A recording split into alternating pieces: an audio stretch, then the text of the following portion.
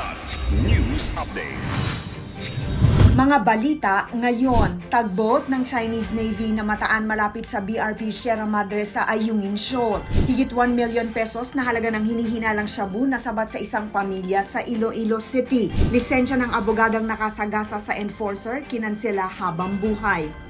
Ako po si Cesar Soriano para ihatid ang mga nangungunang balita sa buong kapuluan.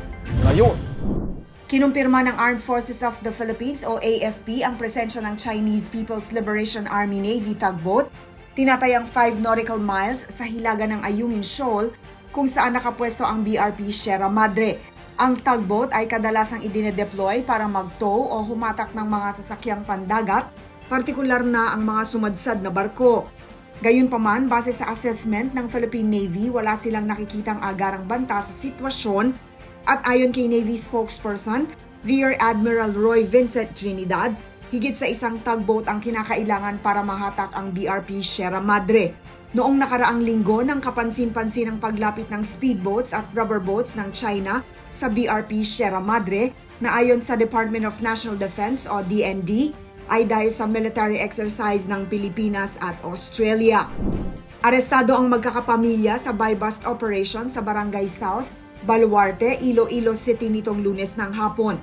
Ayon sa Iloilo City Drug Enforcement Unit, kinilala ang mga suspect na sina Rodnel Rosales, 26 anyos, Ann Lane Sibugan, 49 years old at Aid Rosales, 53 years old, na pare-parehong nasa listahan ng mga high-value individuals sa nasabing lugar.